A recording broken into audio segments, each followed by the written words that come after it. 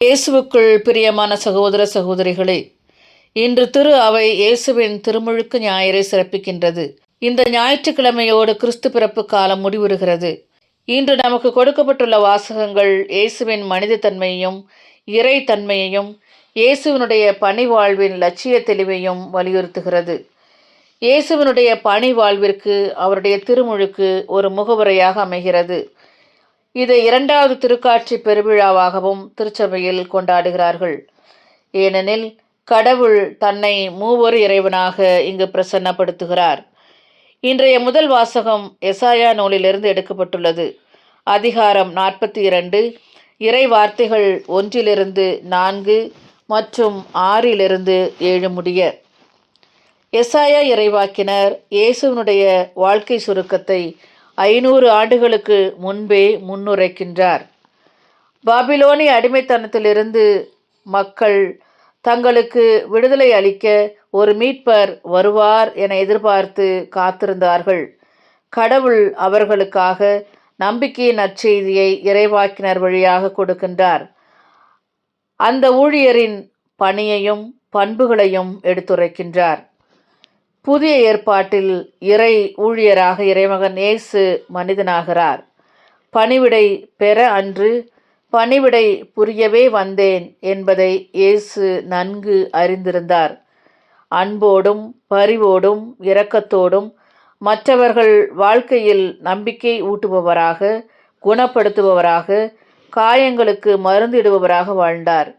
இத்தகைய பண்புகள் நம்முடைய வாழ்விலும் வெளிப்பட வேண்டும் என முதல் வாசகம் அழைப்பு விடுக்கின்றது.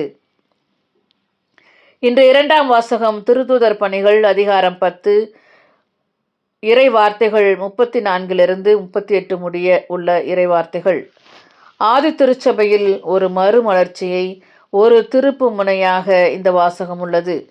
யூதர்களுக்கு மட்டும்தான் இயேசுனுடைய மீட்பின் நற்செய்தி என்று நம்பியிருந்த அனைவருக்கும் இயேசு உலக மக்கள் அனைவருக்கும் அரசர், எல்லா மக்களுக்கும் மீட்பர், சொந்தமானவர் என்பதை வலியுறுத்துகிறது. இது பேதுருக்கு ஒரு புதிய அனுபவத்தை கொடுக்கிறது. பிற இனத்தவரான கொர்நேலி என்பவருக்கு இறை வெளிப்பாட்டையும் ஆவியானவரின் அபிஷேகத்தையும் கொடுப்பதன் வழியாக இது விளக்குகிறார். ஜாதி, மதம், மொழி, இனம், நாடு, கலாச்சாரங்களை கடந்து நம்முடைய பணி அமைய வேண்டும் என்பதை வலியுறுத்துகிறது இந்த வாசகம். திருமுழுக்கு வழியாக தூய ஆவியின் அபிஷேகத்தையும் மூவொரு இறைவனின் முத்திரையையும் பெற்ற நாம் இயேசுவை போல வாழ வேண்டும் என்பதை எடுத்து காட்டுகிறது. இன்றைய நற்செய்தி வாசகம் புனித மத்தேயு எழுதிய நற்செய்தி அதிகாரம் 3, இறை வார்த்தைகள் 13-17 முடிய வாசிக்கிறோம். இயேசு யோர்தான் நதிக்கரையில் திருமுழுக்கு யோவானிடமிருந்து திருமுழுக்கு பெற்றதை விவரிக்கிறது. பழைய ஏற்பாட்டு காலத்திலிருந்து யோர்தான் நதி முக்கியத்துவம் வாய்ந்ததாக கருதப்படுகிறது. இஸ்ராயல் மக்கள் இந்த யோர்தானை கடந்துதான் வாக்களிக்கப்பட்ட நாட்டிற்குள் சென்றார்கள். எலியா, எலிசா இறைவாக்கினர்கள் இந்த யோர்தானை கடந்து சென்றார்கள். எலியா இறைவாக்கினர் இங்கிருந்து தான் விண்ணகத்திற்கு எடுத்துக்கொள்ளப்பட்டார். மேலும் சிரியா நாட்டைச் சேர்ந்த நாமான் யோர்தான் நதியில் மூழ்கி தொழுநோயிலிருந்து குணமானார்.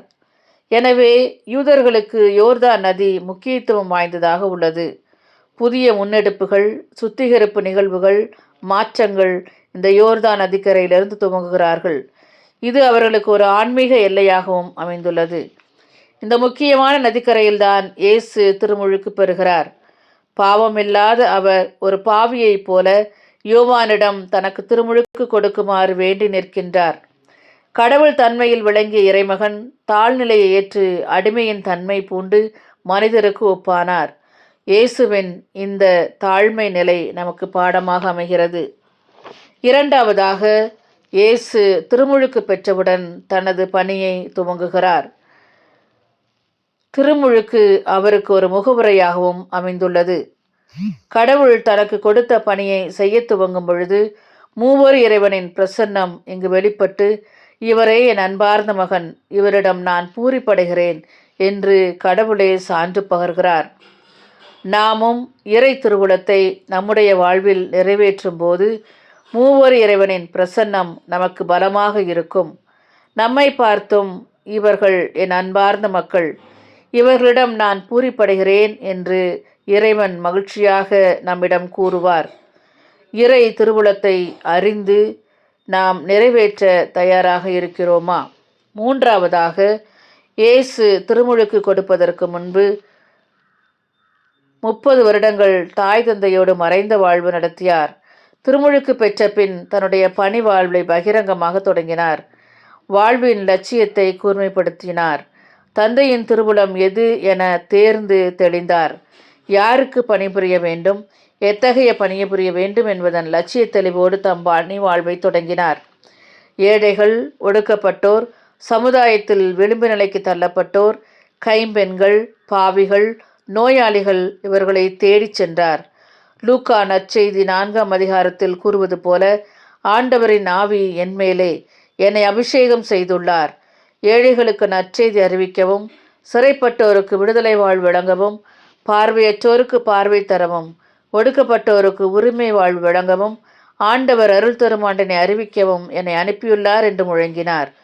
மூன்றாவதாக, திருமுழுக்கு வழியாக பெற்ற தூய ஆவின் அபிஷேகம் அவரை செயல்பாட்டிற்கு இட்டுச் சென்றது. நாம் ஒவ்வொருவரும் திருமுழுக்கு பெற்றுள்ளோம். இறை திருவுளம் என் வாழ்வில் இதுதான் என்பதை நாம் அறிந்துள்ளாமா? நம்முடைய அன்பிற்காக, நம்முடைய பணிக்காக காத்திருப்போர் பலர். இன்றைய சமுதாயத்தில் பலர் பல வகைகளில் ஒடுக்கப்பட்டுள்ளனர், அடிமைப்படுத்தப்பட்டுள்ளனர். விடுதலைக்காக பலர் ஏங்கிக் கொண்டிருக்கின்றனர். நம்முடைய பணிகள், நம்முடைய வாழ்வு யாருக்கு வாழ்வு தருகிறது? யாருக்கு விடுதலை கொடுத்திருக்கிறது? யாரை அடிமைத்தனத்திலிருந்து விடுவித்திருக்கிறது என்பதை நாம் சிந்திக்க அழைக்கப்படுகிறோம். இந்த உலகத்தில் வாழ்வது ஒரு முறை. அப்படி ஒரு முறை வாழ்கின்ற வாழ்வு அர்த்தமுள்ளதாக அமைய வேண்டும். பிறருக்கு நன்மை தரக்கூடியதாக இருக்க வேண்டும். நம்முடைய இருப்பு பிறருக்கு மகிழ்ச்சியை கொடுக்க வேண்டும். நாம் வாழும் இல்லங்களில், பணிபுரியும் இடங்களில் நம்முடைய பிரசன்னம் மற்றவர்களுக்கு தேவை என்பதை உணர வேண்டும்.